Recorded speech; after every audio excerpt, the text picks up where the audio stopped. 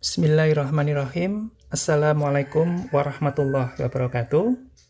Alhamdulillah kita dapat bertemu kembali dalam kajian statistik matematik yang akan membahas terkait dengan kebaikan estimator. Dan pada pertemuan yang lalu, saya sudah menyampaikan bahwa suatu estimator dikatakan baik jika memenuhi paling tidak 3 syarat ini, yaitu tak bias, konsisten, dan efisien. Untuk sifat konsisten, silakan dilihat video sebelumnya, sudah saya jelaskan dengan tuntas. Maka pada kesempatan kali ini, saya akan menjelaskan tentang estimator yang efisien. Oke, kita mulai saja estimator yang efisien dari definisi, ya. Oke, definisi, ya, misalkan saya punya estimator theta 1, theta 2, sampai theta K misalnya. Ada K estimator. Merupakan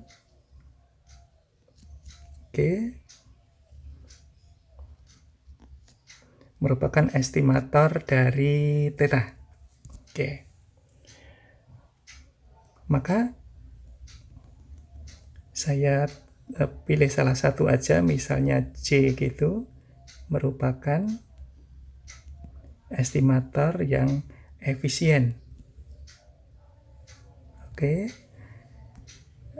Jika, kita tuliskan di sini,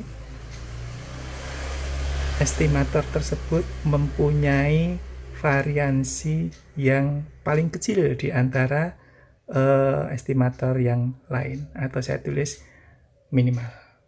Ya. Nah, ketika kita hanya mempunyai sedikit estimator, contohnya misalnya hanya mempunyai 2, misalnya hanya mempunyai theta 1 dan theta 2, maka cukup mudah bagi kita untuk menemukan mana yang lebih efisien. Jadi ketika kita mempunyai variansi theta 1 lebih kecil dari variansi theta 2, maka dapat dikatakan ini yang efisien karena variansinya lebih kecil. Tetapi permasalahannya adalah ketika kita mempunyai K estimator yang jumlahnya kita tidak tahu berapa, mungkin 5, 10, 20, atau 50, atau berapapun itu, kita akan membandingkan semuanya dan itu tidak mungkin bisa kita lakukan. Nah, untuk itu kita harus mengacu kepada suatu teorema, yaitu teorema BBCR, untuk bisa menangani permasalahan estimator efisien tersebut.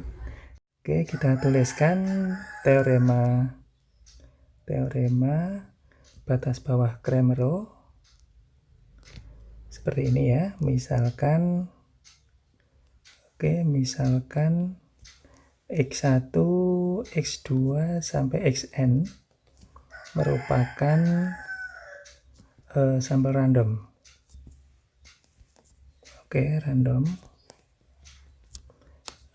Kita nggak cukup, kita tulis lebih ringkas saja, sampel random.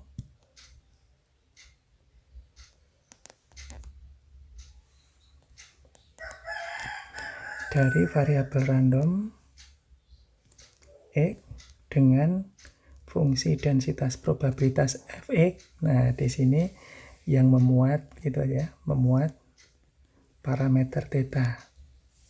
Nah, maka jika theta caping atau estimatornya merupakan estimator dari theta, berlaku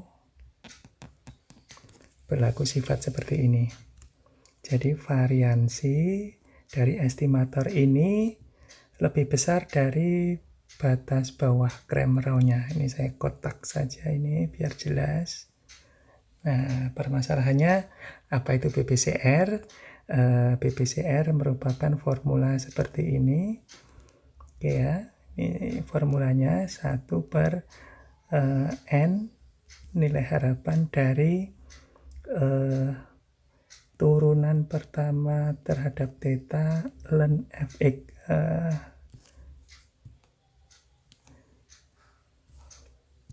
Kita tuliskan ln fx. Oke, ini kuadratkan dulu. Nah, ini batas bawah Clapeyron. Dan nilai ini ternyata ekivalen, ya, nilai ini ekivalen dengan BPCR dengan formula yang sedikit berbeda, yaitu 1 per, tapi di sini ada negatif, N, E, nah ini tidak dikuadratkan tapi turunan keduanya terhadap theta ln fx. Nah, cukup. Kedua hal ini ekivalen, bisa kita buktikan ya. Kalau membuktikan cukup kita uraikan saja yang turunan keduanya ini kita uraikan, akhirnya sama dengan yang pertama ini. Coba kita mencoba BPCR yang pertama ya. BPCR yang pertama mungkin lebih condong kita membuktikan ini saja. Turunan kedua dari ln fx ya, ln fx. Kalau kita turunkan pertama dulu, ini sama saja dengan kita bicara tentang turunan dari turunan terhadap ini turunan pertamanya berarti turunan dari ln fx. Turunan dari ln fx itu 1 per fx kali turunannya fx itu sendiri. Oke. Nah, seperti ini. Ini turunan dari turunan keduanya, turunan dari turunannya. Nah, kalau kita uraikan kembali, langsung yang di dalam kurung ini, kita turunkan, maka diperoleh E. Yuk kita turunkan, berarti turunannya ini berarti negatif 1 per f kuadrat x ini kalikan turunannya fx dikalikan turunannya fx, berarti turunan terhadap theta fx, tapi ini dikuadratkan gini ya. Oke, masih ditambah lagi 1 per fx turunan dari yang kedua ini, berarti turunan kedua dari turunan kedua gini fx. Oke, ini saya tutup aja dulu gini. Nah, coba perhatikan di sini, ini harapan ada penjumlahan, kita bisa memisahkannya, berarti E dari negatif 1 per f kuadrat x kalikan turunan pertamanya fx. Oke, ini dikuadratin gini, ditambah nilai harapan dari fx turunan kedua dari fx itu sendiri. Oke, nah kita ketahui bahwa nilai ini adalah 0 ya, bisa diuraikan dengan cara yang biasa, maka diperoleh sebenarnya BPCR yang di bawah itu nilai harapannya seperti ini. Dan nilai ini ternyata sama saja ya. Ini kalau kita tuliskan ke bawah saja ya. Ini kalau kita lihat ini sama dengan E atau kita tuliskan ada negatif, ini negatifnya keluar, E dari 1 per f kuadrat x kali turunan ini fx, tapi ini kuadrat. Nah, dan ini sama dengan kalau kita menurunkan yang pertama ini. Silakan diturunkan, hasilnya akan sama. Oke ya, jadi artinya apa? Artinya untuk menentukan estimator yang efisien kita bisa menggunakan formula BPCR yang di atas ini atau yang di bawah ini. Bebas akhirnya karena keduanya ekivalen. Oke, paham ya? Nah, untuk selanjutnya saya akan memberikan sebuah contoh ya. Sebuah contoh untuk pendalaman materi ini ya, contoh Mungkin contohnya kita pilih contoh yang kemarin di video kemarin, yaitu contoh untuk kekonsistenan ya. Misal X1, X2 sampai Xn merupakan sampel random. Sampel random dari variabel random X yang berdistribusi kemarin sudah eksponensial dengan parameter theta. Oke ya. Pertanyaannya, tentukan estimator untuk theta. Yang B, kalau yang kemarin apakah estimatornya merupakan estimator yang konsisten? Nah, pada kesempatan kali ini kita ubah aja, apakah estimator yang diperoleh ya, oke, merupakan estimator efisien. Oke. Nah, di pertemuan kemarin sudah dibahas bahwa ternyata estimatornya konsisten, termasuk juga estimator yang tak bias. Oke, kita lanjutkan untuk menyelesaikan masalah ini. Yang pertama, ini sudah diperoleh dari pertemuan kemarin ya, bahwa theta adalah X bar, baik dengan metode maksimum likelihood maupun metode momen. Oke ya. Yang kedua, akan kita buktikan apakah estimator yang diperoleh itu merupakan estimator yang efisien. Kita bisa menentukannya dengan batas bawah Cramer. Kita bisa menggunakan yang atas atau yang bawah formulanya. Oke, PPCR-nya. Kalau saya merekomendasi yang bawah, yang lebih simpel atau lebih komputasinya lebih sederhana. Jadi 1 negatif N E turunan kedua. Ya, turunan kedua dari ln Fx. Oke. Ya, PPCR seperti ini. Oke, seperti kita ketahui bahwa ketika X-nya berdistribusi eksponensial theta, maka saya mempunyai fungsi densitas probabilitas 1 per theta E pangkat negatif X per theta untuk X-nya lebih besar 0, 0 untuk X yang lain.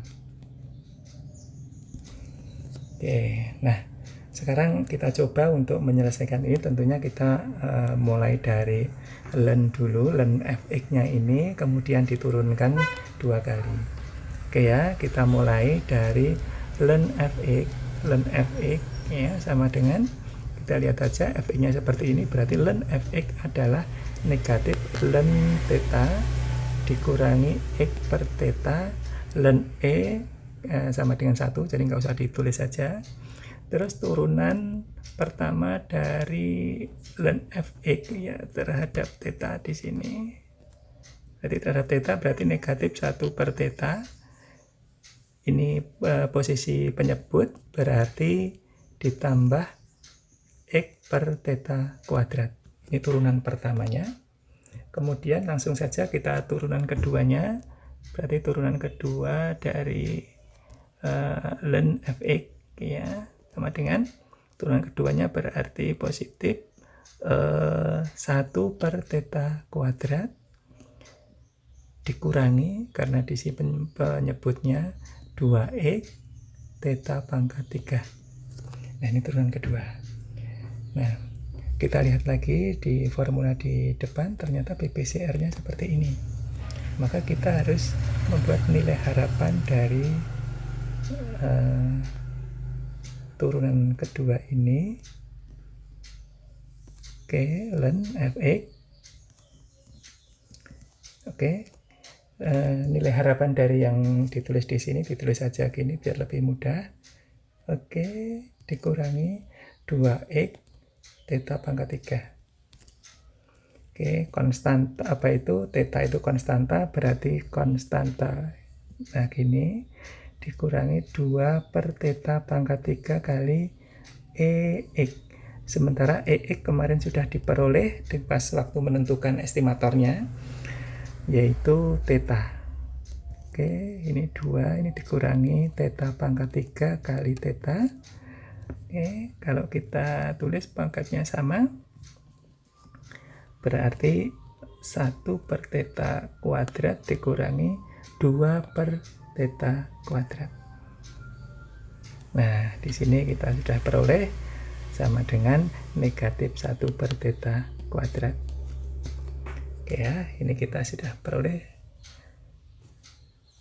negatif 1 per theta kuadrat. Sehingga BBCR-nya seperti apa? Sehingga BBCR-nya adalah 1 per negatif N kali negatif 1 per sigma kuadrat sama dengan theta kuadrat per N.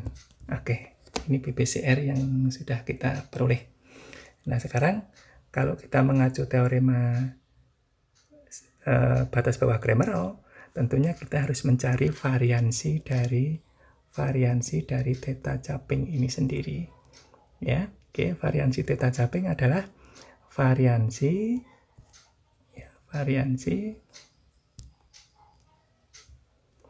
dari X bar sama dengan variansi dari sigma X per N. Oke.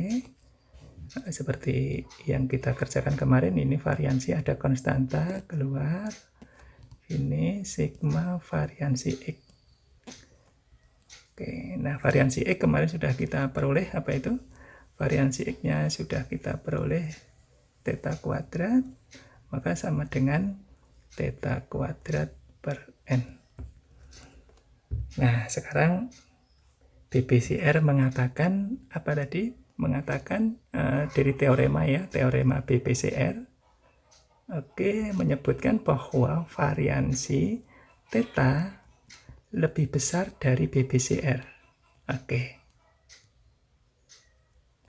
Nah, sementara setelah kita tentukan tadi, kita tentukan masing-masing, ternyata variansi theta-nya adalah theta kuadrat per N, sementara BBCR-nya ternyata sama. Ya, ternyata sama. Tulis. Oke.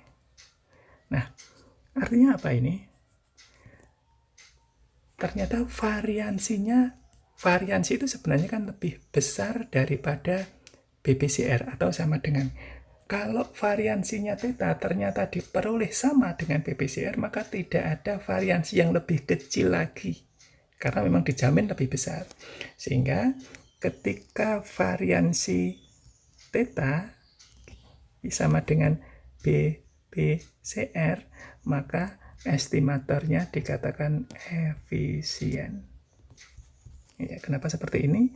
Karena sudah dijamin seperti ini. Variansi nggak mungkin lebih kecil dari BBCR. Kalau sama berarti itulah yang paling kecil. Oke ya.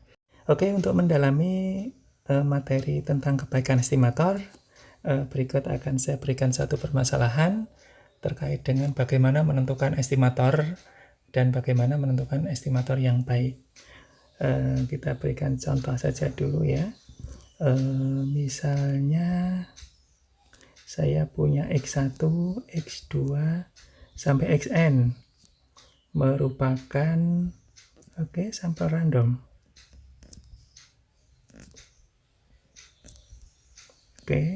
Dari variabel random X berdistribusi kita pilih Poisson saja. Nah pertanyaannya, tentukan estimator untuk lambda. Yang kedua, apakah estimator yang diperoleh merupakan estimator yang baik? Ya, yang diperoleh apakah merupakan estimator yang baik? Nah, kita coba mendalami lagi, kita review kembali materi yang kemarin, bagaimana kita menentukan estimator dulu. Nah, estimator, untuk menentukan estimator ada, kemarin kita sudah mempelajari dua metode. Yang pertama metode momen, yang kedua metode maksimum likelihood. Kita pilih saja, atau kita pilih di sini karena nanti mencari tak bias biar lebih praktis dalam pengerjaan, kita menggunakan metode momen saja ya. Ya, jadi kita menggunakan metode momen ya. Oke, metode momen itu, oke, jawaban A dengan metode momen. Saya tulis di sini metode momen. Oke, mestinya kalau metode momen kita mestinya ada momen populasi. Oke, populasi. Nanti ada momen sampel. Momen populasi misalnya disimbolkan MP. Karena ada satu parameter, maka dia cukup nilai harapan dari X. Nah, untuk menentukan nilai harapan dari X ini ada beberapa cara. Kita bisa menggunakan formula dasar ekspektasi matematika, atau kita bisa menggunakan bantuan fungsi pembangkit momen. Saya kira untuk distribusi Poisson kita lebih efektif ketika menggunakan pendekatan fungsi pembangkit momen. Jadi kita lihat aja fungsi pembangkit momen yang sudah kita pelajari dulu, bahwa fungsi pembangkit momen dari distribusi Poisson adalah E pangkat negatif lambda oke, E pangkat T dikurangi 1, atau kita tuliskan di sini ya, lambda E pangkat T dikurangi 1. Nah, untuk menentukan nilai harapan, kita turunin fungsi pembangkit momen ini ya. Oke, turunan terhadap T dari fungsi pembangkit momen sama dengan, kita tuliskan E pangkat lambda dikurangi T kali turunan yang di bawah, berarti apa? Lambda E pangkat T.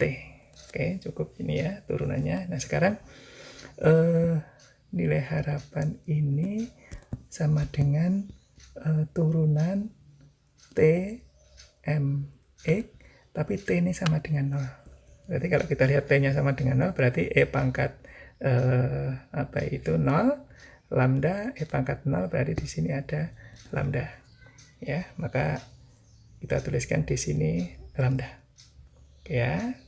Yang kedua berarti momen populasi sudah. Yang kedua kita menentukan momen sampel. Oke, momen sampel kita mungkin simbolnya MS gitu ya. Ini lebih sederhana karena ketika hanya satu parameter seperti ini ya. Oke, penyamaan momen populasi dan momen sampel. MP sama dengan mungkin bukan ditulis seperti ini, tapi penyamaan momen populasi dan momen sampel. Momen ke momen populasi dan sampel. Berarti kita MP sama dengan MS. Artinya apa? Lambda sama dengan X bar. Oke, pertanyaan A sudah terjawab. Momen populasi sama dengan momen sampel ketemu, bahwa lambda ini kita kasih caping gini ya. Oke, lambda sama dengan X bar. Nah, pertanyaan B, apakah X bar ini merupakan estimator yang baik bagi lambda? Mestinya harus memenuhi ketiga syarat, yaitu tak bias, konsisten, dan efisien. Oke, kita coba pertanyaan B, kebaikan estimator. Yang pertama adalah apakah estimatornya tak bias ya? Apakah estimatornya tak bias? Oke. Ini masih pertanyaan begini, kita buktikan kapan dia tak bias, ketika nilai harapannya sama dengan parameter itu sendiri. Nilai harapan dari di sini lambda caping gini, nanti harus sama dengan lambda. Nah, kita tentukan aja langsung. Tadi X bar gini sama dengan E sigma XI per N sama dengan 1 per N sigma E dari X. Sementara E dari X sudah diperoleh tadi apa? Ini sigma, di sini lambda, sehingga sama dengan 1 per N, N lambda sama dengan lambda. Oke, karena lambda caping sama dengan lambda, maka estimator tak bias. Oke, selesai untuk kebaikan pertama. Yang kedua, untuk yang kedua berarti apakah estimator konsisten? Pertanyaan juga, apakah estimator yang konsisten? Nah, seperti kemarin, estimator konsisten jika apa? Jika dipenuhi ini peluang bahwa lambda caping dikurangi nilai lambda gitu lebih kecil atau sama dengan suatu bilangan yang sangat kecil. Oke, dia mendekati atau dituliskan mendekati 1 untuk n mendekati tak hingga. Oke, nah untuk membuktikan ini seperti yang disampaikan di video yang kemarin, kita bisa menggunakan teorema Chebyshev ya. Kita bisa menggunakan teorema Chebyshev. Oke, Chebyshev. Ya, teorema Chebyshev yang berbunyi seperti ini, peluang. Nah, ini karena apa itu? Lambda caping tadi X bar, di sini saya tulis X bar dikurangi nilai harapan dari X bar itu sendiri, dia lebih kecil dari K akar dari variansi X bar. Oke, lebih besar dari 1 dikurangi 1 per K kuadrat. Jelas ya? Nah, sekarang kita ini sudah diperoleh dari atas tadi, yang belum hanya ini. Ya, yang belum hanya variansi ibarat kita buat catatan di bawah saja biar agak jauh ini ya. Oke, not ya. Oke. Nah, variansi dari X bar kita lihat aja di sini, variansi dari X bar, variansi dari X bar ini sama dengan variansi dari sigma X I per N. Ini sama dengan 1 per N kuadrat sigma variansi X. Nah, variansi X tentunya bisa kita peroleh dari turunan kedua. Nah, ini tadi kan mencari dengan fungsi pembangkit momen. Nah, seperti ini. Kita sekarang mencari variansi. Oke ya, turunan pertamanya seperti ini. Sekarang kita turunan kedua. Oke ya, kita lihat aja ke bawah. Oke, nah yang kita cari sekarang variansi X. Kita agak ke bawah dikit biar nanti bisa ngisi. Variansi X itu ternyata adalah nilai harapan dari X kuadrat dikurangi X dikuadratin begini. Oke, yang belum tahu ini, yang belum tahu kan ini belum tahu. Ya, ini sudah tahu dari depan tadi. Oke, ini adalah turunan kedua dari fungsi pembangkit momen. Jadi kalau EX itu, kalau tadi MXT itu sama dengan E pangkat lambda, E pangkat T dikurangi 1, maka turunan pertamanya tadi terhadap T ya, ini. Oke, sama dengan E pangkat lambda, E pangkat T dikurangi 1 kali lambda E pangkat T, maka turunan keduanya dari turunan keduanya terhadap T adalah, nah ini baru kita kerjakan turunan yang pertama dulu, berarti E pangkat lambda E pangkat T dikurangi 1 lambda kuadrat E pangkat 2 T begini ya, karena turunannya ini dikalikan ini ya, turunannya dikalikan ini, baru ditambah ini ditulis E lambda E T dikurangi 1 kali turunannya ini berarti lambda E pangkat T. Oke, E pangkat T. Nah, sekarang kalau kita bicara tentang X kuadrat itu sama dengan turunan kedua X di sini 0. Ya kan?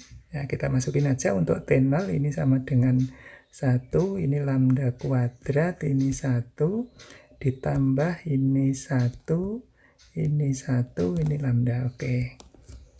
Nah, sehingga kita bisa memasukkan di sini bahwa ini lambda kuadrat ditambah lambda dikurangi lambda kuadrat. Oke, sama dengan lambda. Ternyata variansinya sama dengan lambda. Ya, variansinya sama dengan lambda. Kita masukkan di sini 1/n kuadrat sigma lambda. Oke, sama dengan lambda per n. Nah, ini variansinya. Ya, variansi X bar. Nah, kita masukkan di sini. X bar sudah, variansinya sudah kita masukkan, berarti peluang, ingat ini X bar tadi adalah, nah ini lambda caping, E dari X bar tadi sudah diperoleh lambda, oke, lebih kecil dari K. Nah, di sini lambda per n berarti lambda per n berarti akar dari lambda per n. Oke, lebih besar dari 1 dikurangi 1 per K kuadrat. Nah, ini kita misalkan ini sama dengan delta, ya. Kita misalkan delta, kalau misalnya delta sama dengan K akar lambda per n, nah, maka K kuadrat sama dengan, nah ini berarti kalau K kuadrat, karena nanti kita kaitannya dengan ini ya, maka K kuadrat sama dengan N delta kuadrat dibagi lambda. Ya. Nah, sekarang yuk kita masukkan saja dari pemisalan yang sudah kita tentukan ini, berarti P lambda caping dikurangi lambda lebih kecil dari delta lebih besar dari 1 dikurangi lambda per n delta kuadrat. Nah, seperti kemarin ketika untuk n mendekati tak hingga, gini ya, n mendekati tak hingga, apa yang terjadi? Berarti limit yang di depan ini kali limitnya ini, berarti apa? Yang limit di depan berarti karena tidak memuat apa itu n, maka tetap saja di sini. Oke, ini lebih kecil. Maaf, ini berarti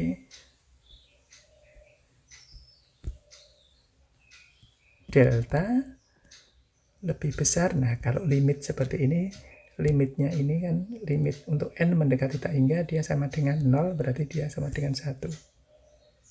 Nah, artinya apa? Probabilitas tidak ada yang lebih besar dari 1. Jadi artinya apa? Artinya untuk n, ini kesimpulannya di bawah sini, sehingga untuk n mendekati tak hingga, maka peluang lambda caping dikurangi lambda lebih kecil daripada suatu bilangan yang sangat kecil, ini dia akan mendekati 1. Nah, artinya apa? Maka dia konsisten. Oke, ternyata estimatornya juga konsisten. Nah, yang terakhir kita akan membuktikan bahwa estimatornya apakah estimator yang efisien. Nah, estimator yang efisien. Kapan tadi? Efisien diperoleh jika apa? Jika variansi dari parameternya itu sama dengan BBCR. Kalau ini dipenuhi, maka dia merupakan estimator yang efisien. Coba kita lihat ya. Oke, tadi apa? X-nya berdistribusi Poisson ini. Maka Fx-nya, yuk kita lihat kalau Poisson itu E pangkat negatif lambda, lambda pangkat X faktorial, untuk X-nya 0, 1, 2, dan seterusnya. 0 untuk X yang lain. Oke, nah kita buat BBCR-nya. Karena variansinya sudah kita peroleh tadi, ternyata variansi X bar tadi Nah, tadi variansinya X bar sudah diperoleh ini, variansinya sudah diperoleh lambda per akar N. Nah, sekarang kita hanya menghitung BPCR-nya. Saya rekomendasikan yang formula yang bawah tadi ya, yang turunan kedua. Kita yang pertama untuk menentukan BPCR ya, kita tentukan dulu ln dari fx. Ln dari fx. Fx-nya di sini berarti ln-nya adalah negatif lambda ditambah x ln lambda dikurangi ln x bar. Nah, begini. Sekarang turunan pertama turunan pertamanya,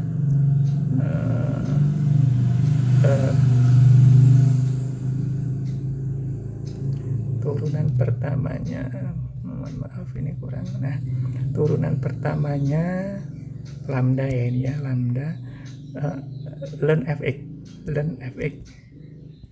Nah, turunan pertamanya di atas adalah turunan negatif lambda kan negatif 1 ditambah x per lambda. Ini enggak ada unsur lambda, berarti 0. Oke ya, terus turunan keduanya oke, lambda kuadrat ln fx. Oke, diturunkan lagi ini 1 0 berarti negatif x per lambda kuadrat. Oke ya, sudah. Padahal BPCR apa tadi? BPCR apa? BPCR adalah 1 per negatif N E turunan kedua gini terhadap lambda kuadrat ln fx. Gitu ya. Oke, ya berarti kita masukkan 1 per negatif N nilai harapan dari, nah kita masukkan nilainya ini, berarti negatif x per lambda kuadrat. Ingat ini ada konstanta, berarti 1 per negatif berarti N per lambda kuadrat nilai harapan dari X. Nah, tadi nilai harapan dari X sudah kita peroleh, yaitu lambda ya, berarti N per lambda kuadrat kali lambda, jadi sama dengan lambda per N. Oke, lambda per N. Nah, apa yang kita peroleh sekarang ini coba lambda per N, padahal variansinya yang di atas tadi sudah variansinya juga lambda per N, sehingga kesimpulannya adalah variansi dari X bar atau kita tuliskan karena X bar itu lambda caping, variansi lambda caping sama dengan lambda per N yang sama dengan BPCR, maka lambda merupakan estimator yang efisien. Oke ya, nah kesimpulannya apa? Kesimpulan. Oke, karena lambda caping merupakan estimator tak bias. Oke, terus konsisten. Oke, konsisten kita tulisnya, dan efisien. Maka lambda caping merupakan estimator yang baik. Oke, nah demikian kajian untuk kebaikan estimator untuk kali ini. Semoga bermanfaat. Assalamualaikum warahmatullahi wabarakatuh.